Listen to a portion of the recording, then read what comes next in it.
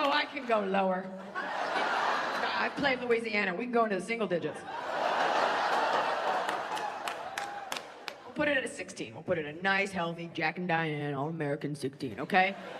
The first time you like really made out with a boy, right? And you're making out with him, you know, as the girl, you are harboring that secret. You know the multiple hook situation. You know the Rubik's Cube of nylon and nickel that's back there. That's a fucking cloth LSAT he's gonna have to pass. You know what's back there. The boy has no idea. Why would he? He's never seen a bra before. All he knows is like, oh, I caught a big one. Like, he's just excited. You know he's gonna have to contend with that, and you're keeping that secret like a bridge troll, guarding a secret. Like, if you can solve these riddles 3.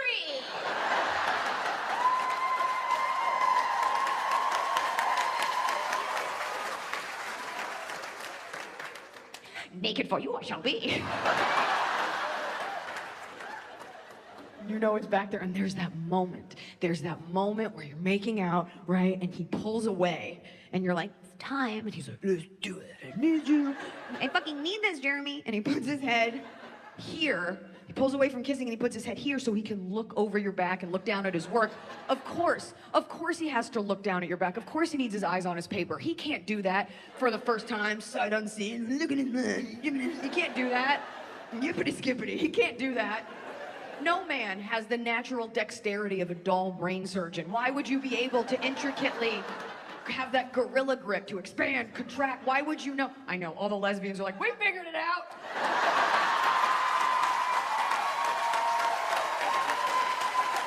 By the way, gentlemen, we want you to get it. We don't want you to be embarrassed. No woman worth her salt wants that. We want you to succeed, right? We want you to take off her bras. And by the way, boys, that is your role. That is your job, to take off her bra. And this has nothing to do with feminism or gender roles. And it has everything to do with no woman wanting to make this face.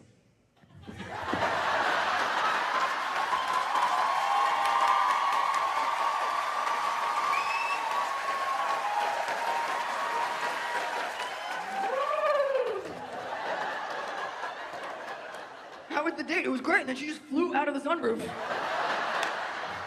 We were making out in an Ultima. And so there's that moment where like he pulls away and he puts his head here, but like you've never really made out with a boy, and now like you're just a head floating on his shoulder. Like, what do I do? You can't, like, you got it, Trey. Like, keep going, Steven. Like, you can't say it, so you just start kissing his shoulder, like. You can do it. I don't know. My curfew's in 10 minutes. I need to be shirtless in the back of my mom's Maxima. Hurry. And you watch as his little monkey paw goes behind your back, and you don't know it. You're a young girl, and you don't know you're about to come in contact with your first lesson in male fragility. Because the hand goes behind the back, and he's focused, and it's silent. And then for us girls, the next thing we hear is just... Motherfuckers!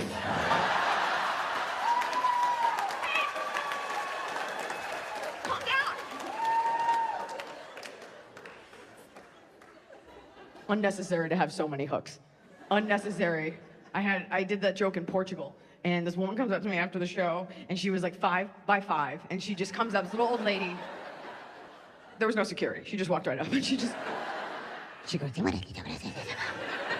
was like, yes, hello, and she just goes, I have 6 hooks, I never tell no one. I was like, catch her, rub her jewel. You don't need all the hooks, and I'll tell you why. When you go home tonight, you take off your bra, you'll notice only one hook is doing the work. Because these things aren't structurally sound, it's that middle hook that's been stripped of its paint. The hook and eye are so warped it looks like God touching man.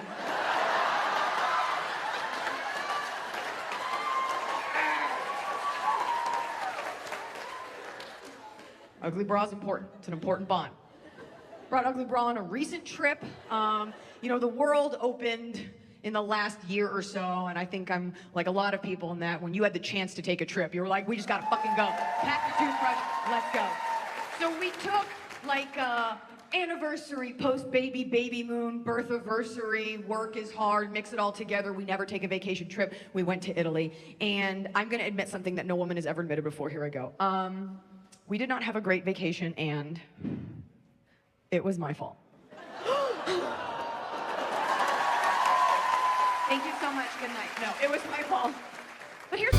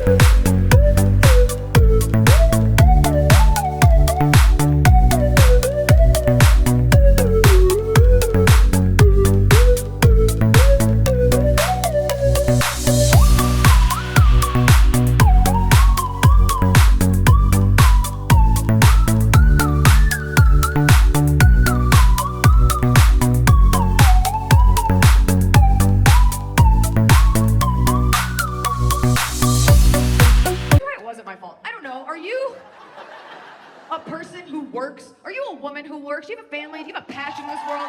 Yeah. Are you fucking tired? And not just tired from work, tired from living up to the expectations of everybody who comes in contact with you? It is exhausting. We need a break. And we're always championing, like, oh, keep working. And then it's a joke when you're tired, like, oh, my wife is tired. She doesn't want to have sex, she's tired. Not just tired, she wants to be dead for a week.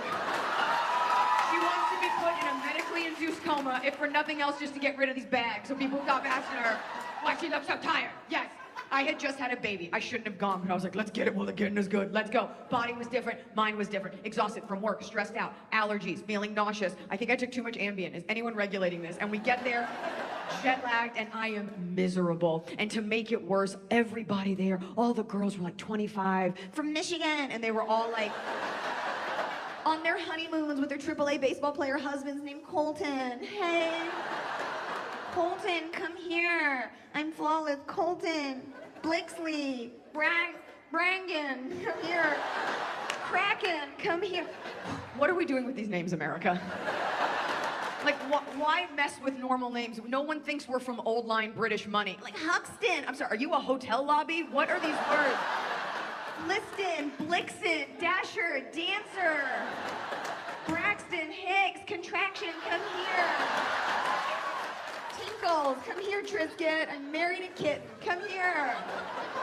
Tinkles, I'm in a romper. Let's take a picture. Romping.